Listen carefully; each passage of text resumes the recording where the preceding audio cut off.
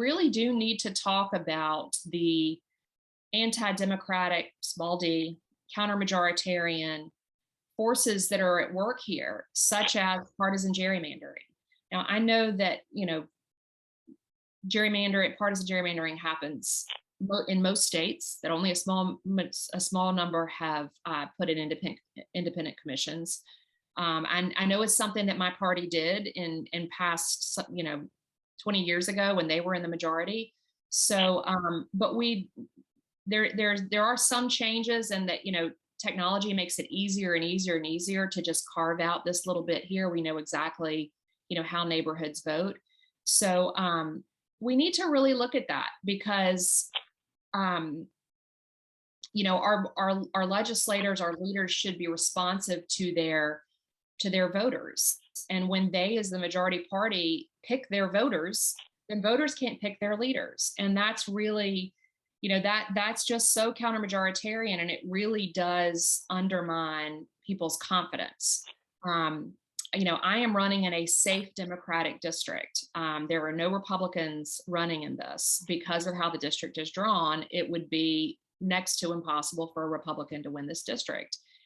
And I think, that's frustrating for people. And I think it's part of why we see, I think it is more happening on the right, which is, these races being predetermined because of gerrymandering. There's no incentive to be responsive to your entire district, to listen to everybody, your entire district. Your goal is to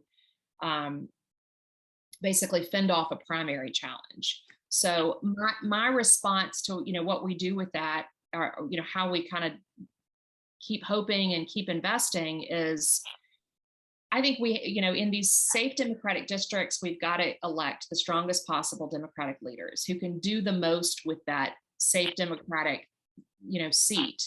Not get too comfortable, not stop working because, oh, what does it matter? We don't have the majority anyway.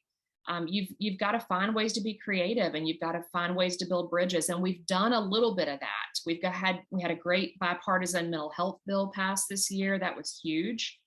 An issue I've been talking about for a long time is the just abysmal rates of maternal mortality that we have in Georgia.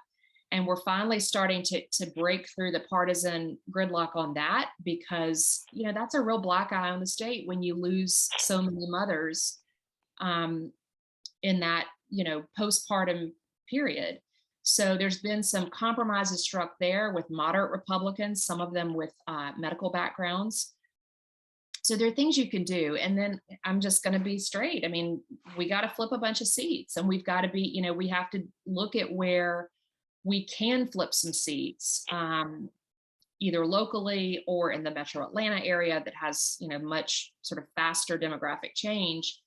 And, we've got to build our political power within the state. And that's really hard to do, because it requires, Democrats always have to build coalitions of people with divergent interests and divergent backgrounds. But that's what we've got to do in order to build any kind of political power in this state, so that we get protections for voters, so that we get expanded access to health care, so that we get real about the climate crisis, which we know is going to affect us on the coast. And, being just 100 miles of coast and, sharing a state with a metropolitan area like Atlanta, we have to really, be loud to be heard.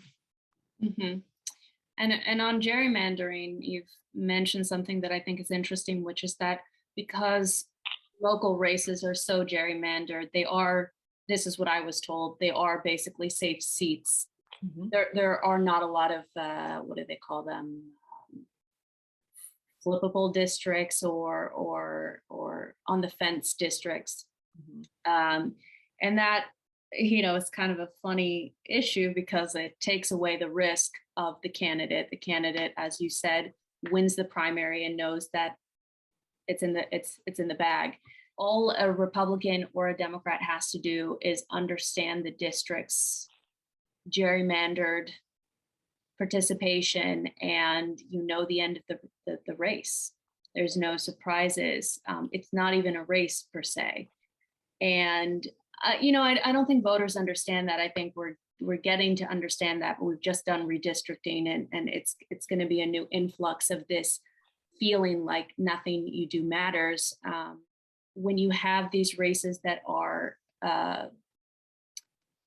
pressured to be one thing or another, you're just constantly eroding the will of the people to a point where the will of the people don't even recognize who they are anymore. But look at Georgia as a state.